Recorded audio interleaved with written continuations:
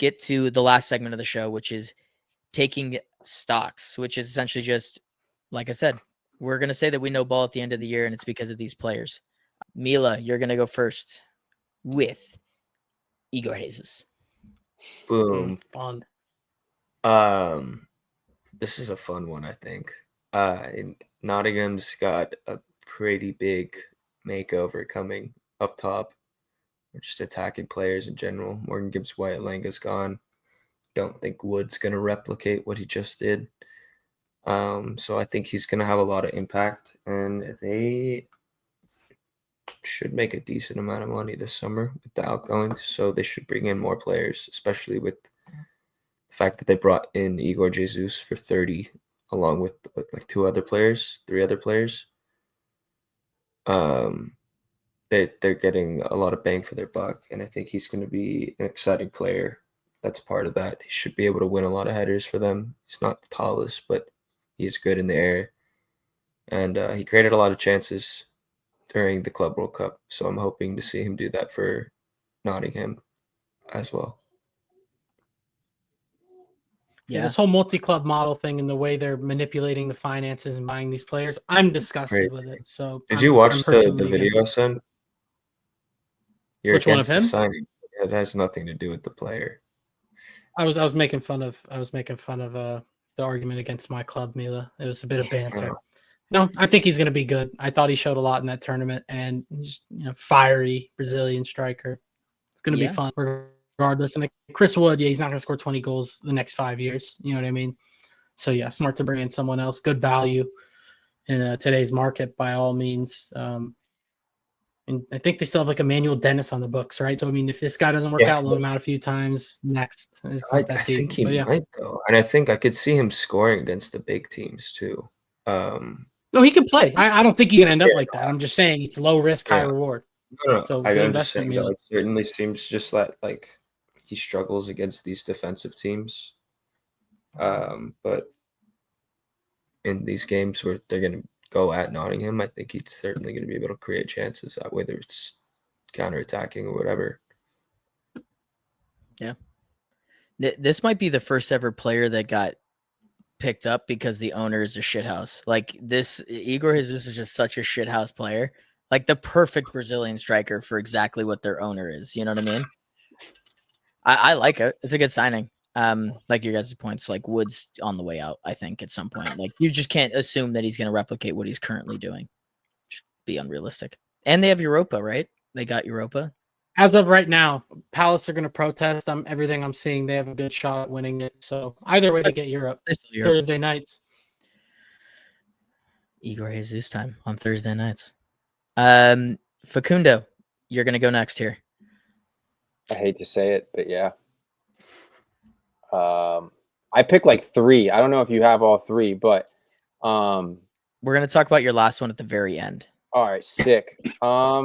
Yeah, I think for me, my number 10 option this year, I didn't even consider Eze, but I would have loved Eze. This was my pick for who I kind of wanted in a number 10 position, just to give us a little bit something different. I think he can hit the crap out of the ball. He can put the ball wherever he wants. He can drive with the ball and carry. He plays with a Premier League intensity that I like. I love Thomas Frank, but I can't believe he picked my nemesis. I can't believe it. And then this guy's going. They're doing something right. I don't think it's happening. I think he reported to Forest, and they said the Tottenham like no more contact with him. He's our player. So like that's where it's at right now. Even if he's never stopped anyone. Yeah, and even if he did say, I still think I would buy his stock. This dude is so good. Every time I watch Morgan Gibbs-White, I enjoy the performance. Badge on his chest, I fear. I don't remember the last time the Spurs have spent money for a manager and been like, you want player X? Here's player X. They did it twice. They won something. Yeah, I don't give a fuck. Levy is not a guy that correlate. I don't trust. You've never seen him win anything. No, I just don't correlate anything with Levy because I think he's a moron. So the fact that he's doing something not moronic is just a shock to me. I don't think. Yeah. game changer and 60 million, dude, you're crazy. Like, that's good value for a player like that. Absolutely. Any of our teams could have gone in and got Gibbs-White, and I'd be going, that's a fucking good signing. Now we have too many midfielders. I mean, I remember I was talking to you guys about it, like right when we got the notification that he was going to go Tottenham. We were like, oh, apparently City are still linked with him. And it was like, boom, Tottenham, Gibbs-White. We were like, okay, never mind. Yeah. Guy on the up and up. This is a great shout. When he sent it to me, I was like, fuck. Now I have to. It happened 2 times. Like Grant's guy and your guy I was thinking of. And then I had to pivot because I was like, I can't have the same fucking dudes. Sucks. Because this is such a. We can tag team a segment. Well, I'm essentially saying that I agree with you guys wholeheartedly here. So, Grant, we might as well go with you next. Hit it here. Boom. Fast transitions. There he is. So, very striker Villarreal scored 15 goals, I believe, in the league last year. 6'5". I don't know. Some people are saying like, oh, it's just going to be like the Beto signing with 30+ million for a foreign striker from a different league who comes in and just kind of does nothing. But Beto kind of on the up and up at the end of the year last year. But Barry, I really like. I think Villarreal's got a good track record with producing these players. I mean, Jackson, again, we had that conversation, but I'd say the signing was a success on most fronts. And I think I'm not going to say they're fully buying in and they're going for it, Everton, but I mean, they're moving into a new stadium. They're definitely, in my opinion, not going to be teetering towards relegation like they have been the past few years. And I think this is going to be a big part of it. Can score goals in a variety of ways. And I think the way Moisey likes to play in transition, have a big target man like this, I think it's a match made in heaven. I'll probably slap the 9 on him. Calvert-Lewin's gone. Flip the page. And I think I don't want to say they're going to shock people, but I don't know. I think Everton are going to finish higher than people think, closer to the table. Save it for the table prediction. Yeah. I'll just put him 15th. I love this signing because of all the things you just said. Like, David Moyes loves a big fucker, huh? Yeah, like, pretty much. And they gave him one of the biggest fuckers around, like 6'5", decent to above athlete. He's gonna score goals, I think. That's why I'm investing my stock in him too. That's why I like him. I have never seen him play. I just know that he's a massive dude, and that's just such a David Moyes signing. Like, has nothing to do with me actually knowing if he's going to be any good or if he is any good. It's just the fact that it's David Moyes, 6'5". Put it together, and you've got something. You got goals. See, when I sent you mine, when you said, dang, you took one of mine, I was like, oh, Gittins. So I was like, there's no way you watched this guy or seen any of him. And no, it all makes sense now. But yeah. Sometimes it's easy as 2 + 2 = 4. David Moyes, big fucker. Literally. We'll see. Brexit. Everton is Brexit. This feels Brexit. I love it. Okay, so I'll do mine, and then I didn't do João Pedro Facundo because we've already talked about him, but the other one had some news today, so we'll talk about that at the very end. Let me quickly do mine because we've talked about him a ton on the show so far. It's Morgan Rogers for me.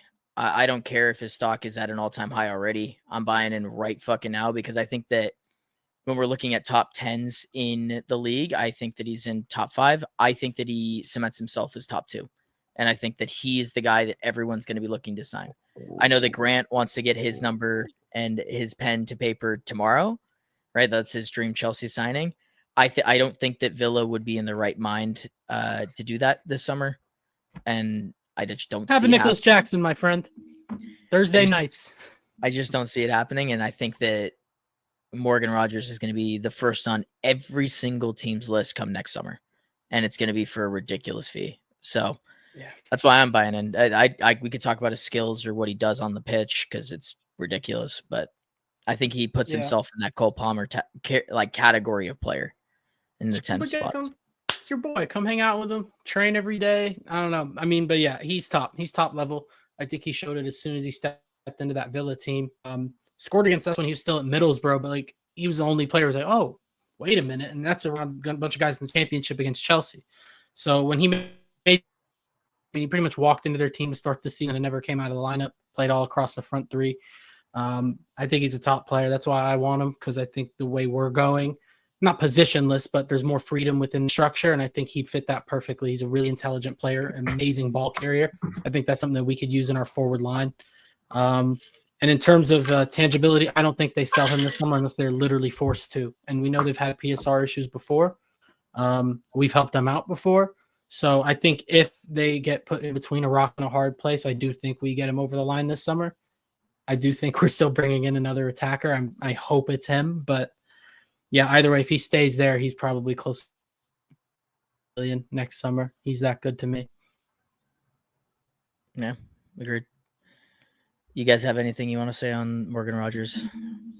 Alrighty, let's get into the last one, which I think is more of a group one. We've all talked about him a little bit. The news broke today that Newcastle is getting closer to getting this guy, and I think that we might as well just assume that he's going there. I don't think that there's any other team really in the running. Newcastle, after we kind of made a comment about them not being going for it, it kind of felt like they were stalling a little bit. Hugo Ekitike. Facundo, you put him in your list, so you start with why you're taking stock in this guy. I think it might also just be an association to stock in Newcastle. Holy crap, what a transition team that would be. Isak, him, Ilanga, and Gordon on the wings, and then you have Tonali and Bruno. That's if they can figure out the defensive side, I think that's a pretty tough team to face in the Prem. But I know people say he's a mini Isak. This is glory days, bro. This is like 2008 footy. Like, I'm getting a 4-4-2 with two guys that are absolute ballers. Like, to me, like, that's just a lot of fun. They're going to be able to play off each other, very similar play styles in terms of lanky, but the ability to dribble, carry. I haven't really looked in terms of like what their tendencies are and like what side of the pitch they like to play on.